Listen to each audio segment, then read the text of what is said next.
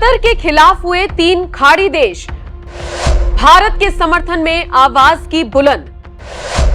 घबराए कतर को बदलना होगा अपना फैसला, मोदी के सामने घुटने टेकेगा कतर।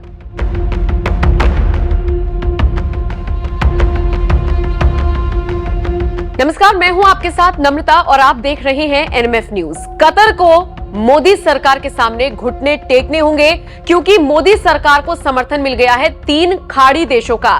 ये वो 3 खाड़ी देश हैं जिनके भारत से तो अच्छे संबंध हैं, लेकिन कहीं ना कहीं कतर से इनके संबंध अच्छे नहीं है और माना जा रहा है कि इन 3 खाड़ी देशों का मुस्लिम देशों के संगठन पर काफी प्रभाव है और इसीलिए ये देश कतर को उसका फैसला पलटने पर मजबूर कर देंगे। कौन कौन से हैं ये 3 देश, ये भी आप जान लीजिए।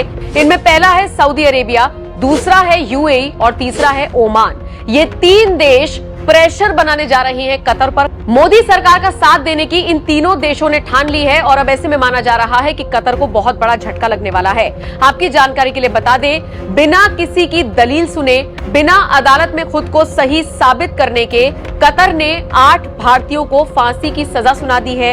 ये 8 भारतीय नेवी के पूर्व सैनिक रहे हैं। कतर ने इन पर आरोप लगाया है कि ये मुखबिरी कर रहे थे और देश के खिलाफ हरकतें कर रहे थे। हालांकि ये भारतीय अपनी सफाई में कुछ पेश कर पाते, इससे पहले ये फरमान जारी कर दिया गया कि इनको फांसी की सजा दी जाएगी।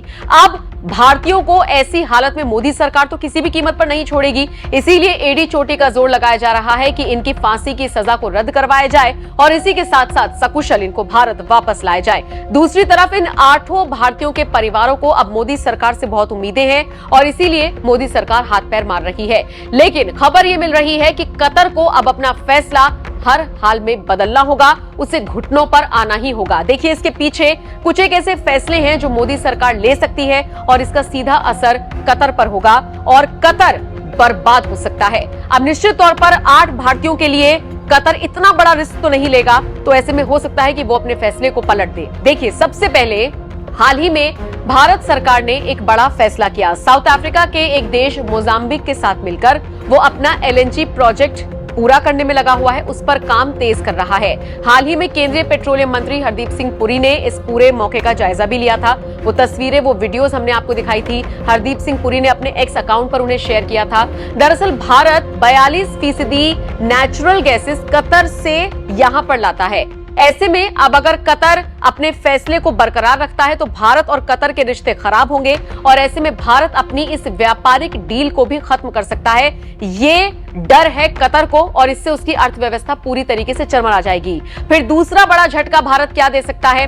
दूसरा बड़ा झटका यह है कि वहां पर जितने भी श्रमिक काम करते हैं, जितने भी मजदूर वहां पर काम करते हैं, उनमें से ज्यादातर भारत से जाते हैं। तो निश्चित तौर पर भारत सरकार उन तमाम श्रमिकों को वापस बुला सकती है या फिर यहां से जो लोग कतर जाते हैं उन पर रोक लगा सकती है, जिससे कतर का पूरा इंफ्रास्ट्रक्चर अस्त व्यस्त हो जाएगा। ये 2 बड़ी टेंशनें हैं कतर के सामने, इसीलिए वो मोदी सरकार से पंगा लेने से पहले 100 बार सोचेगा। और अब तो 3 मुस्लिम देश या फिर कह लीजिए 3 खाड़ी देश समर्थन में आ गए हैं मोदी सरकार के और कतर पर दबाव बनाने की पूरी तैयारियां चल रही हैं। फिलहाल अब देखना होगा कतर कब तक अपना फैसला पलटेगा। फिलहाल आप इस खबर पर क्या राय रखते हैं, कमेंट करके जरूर बताएं और जो भी अपडेट कतर से संबंधित आएगी, इस पूरी खबर से जुड़ी हुई आएगी, सबसे पहले आप तक पहुंचाएंगे। आप बने रहिए एनएमएफ न्यूज के साथ।